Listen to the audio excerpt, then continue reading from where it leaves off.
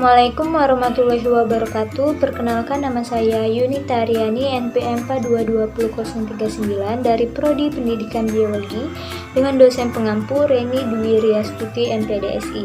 Baiklah, di sini saya akan menjelaskan sedikit materi tentang jaringan pengangkut xilem.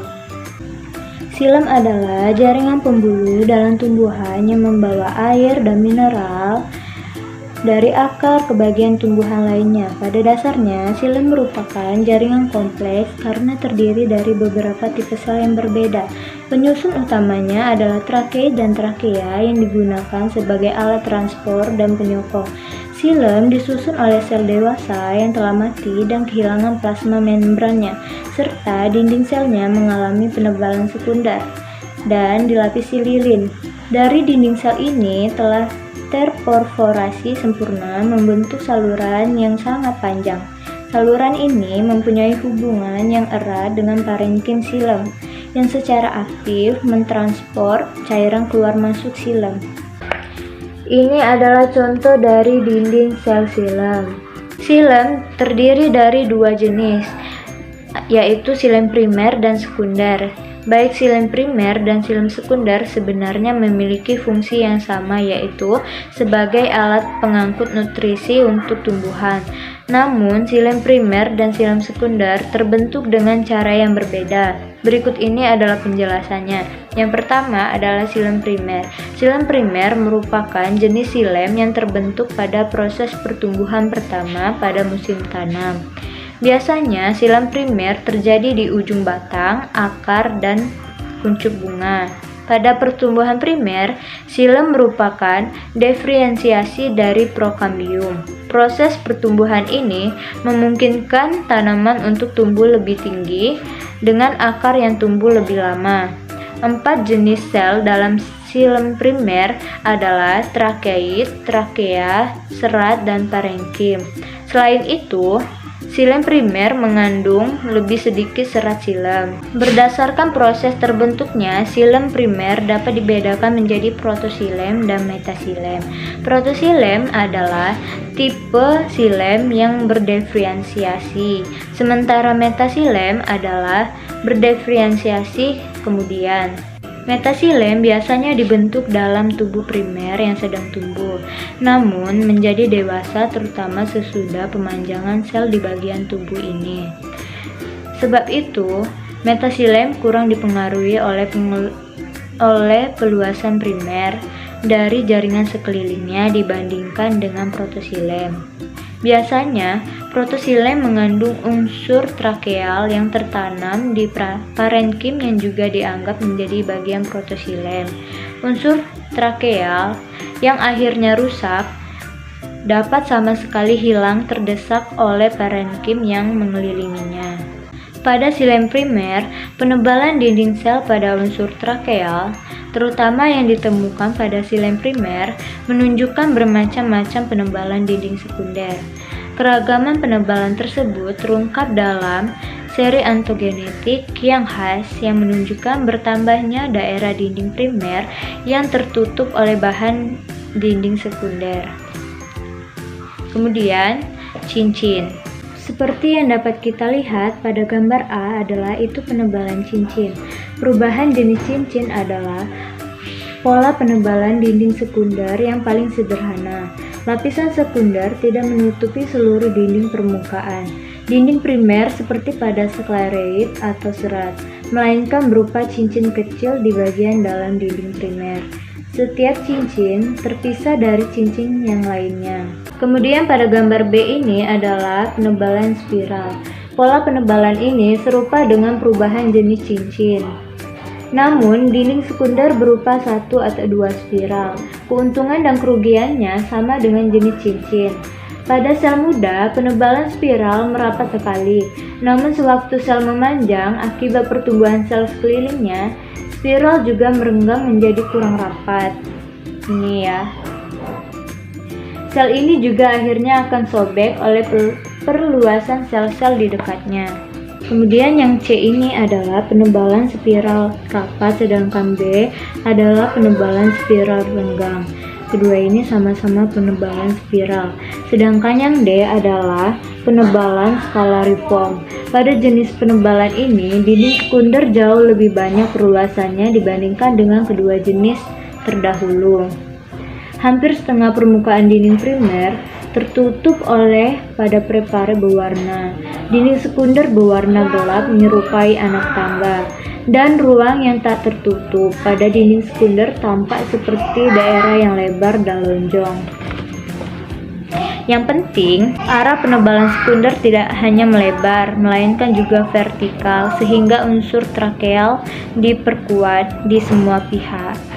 Kemudian yang E ini adalah penebalan jala. Penebalan sekunder ini tidak teratur seperti penebalan.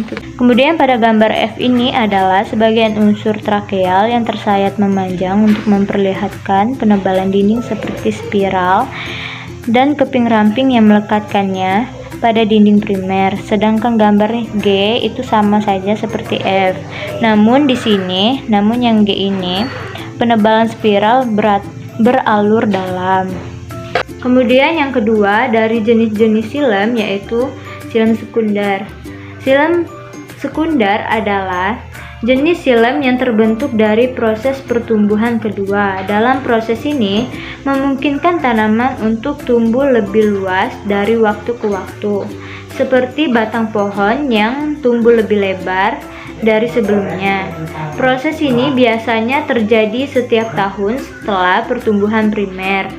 Sekunder ini membentuk cincin gelap dalam pohon yang berguna untuk mengukur berapa lama usia pohon tanaman tersebut. Adapun struktur silem sekunder, yang pertama adalah sistem aksial dan sistem radial. Pada aksial, deretan sel yang sumbunya panjang terletak sejajar sumbu batang dan akar, sedangkan pada radial, selnya terletak dalam bidang horizontal yang arahnya radial pada batang dan akar. Masing-masing sistem akan memberikan penampakan khas dan hal itu terlihat dalam berbagai sayatan melalui balok. Yang kedua adalah lapisan tumbuh, dan yang ketiga adalah kayu suban dan kayu gali. Jaringan silem tersusun atas sel-sel yang berbagai macam yang umumnya merupakan jaringan mati dengan dinding sel yang tebal dan terapisi lignin, sehingga silem juga berfungsi sebagai jaringan penyokong. Unsur-unsur silem adalah sebagai berikut. Yang pertama, trakea. Trakea disebut dengan pembuluh kayu, tersusun atas sel-sel mati dengan diameter lebih besar. Selnya berbentuk serat memanjang, bersambungan pada ujung dan pangkalnya. Dinding selnya mengalami penebalan sekunder dengan macam nokta, seperti cincin atau spiral. Dinding sel mengandung selulosa atau lignin berperan dalam pengangkutan air. Ini adalah bagian dari trakea.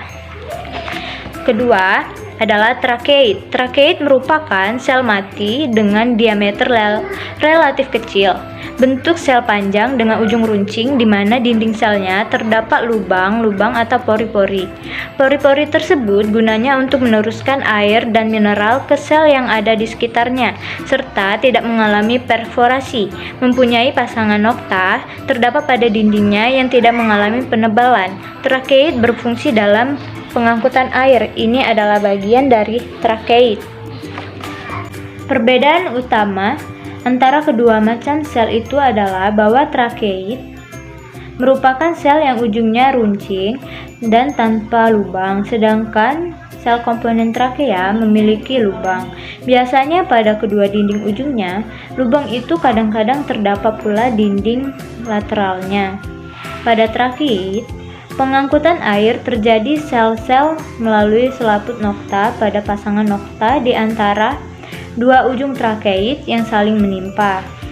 Karena bagian selaput nokta yang bukan selulosa telah hilang akibat reaksi enzim, maka air dapat menembusnya dengan mudah. Pada komponen trakea, air bebas bergerak melalui lubang. Gambar ini adalah papan berlubang pada komponen trakea dalam silem primer tumbuhan monokotil. Yang A ini merupakan papan berlubang skalariform dari batang ponik Daclifera. Sedangkan yang B adalah papan berlubang jala dari akar Hymenophalis caribeae. Dan yang C sampai E ini adalah komponen trakea dari Proeo discolor. Yang C ini adalah papan berlubang scalariform dari komponen trakea yang berpenebalan helix atau spiral. Dan yang D adalah papan berlubang jala dari komponen trakea yang berpenebalan cincin. Sedangkan yang E ini adalah papan berlubang sederhana. Yang ketiga adalah serabut xilem atau bisa disebut dengan serat xilem. Serabut xilem tersusun atas sel-sel panjang dengan ujungnya runcing. Pada dinding sel serabut xilem juga mengandung lignin dan pori-pori yang lebih sempit dibandingkan dengan trakeid. Serabut xilem berfungsi sebagai pengokoh serta penyimpan cadangan makanan. Ini contoh dari serat xilem. Yang keempat adalah parenkim xilem. Parenkim xilem merupakan sel hidup di mana sel-sel parenkim yang terdapat pada xilem memiliki vakuola yang berukuran besar sehingga dapat digunakan sebagai penyimpan cadangan bahan makanan, getah, tanin, dan kristal. Pada umumnya terdiri dari sel-sel yang masih hidup yang dapat kita temui di xilem primer dan xilem sekunder, terletak searah dengan panjang akar atau batang, dan ada yang sejajar dengan jari-jari akar atau batang. Baiklah, itu saja yang dapat saya sampaikan. Kurang dan lebihnya saya mohon maaf. Wabillahi taufiq wal hidayah. Wassalamualaikum warahmatullahi wabarakatuh.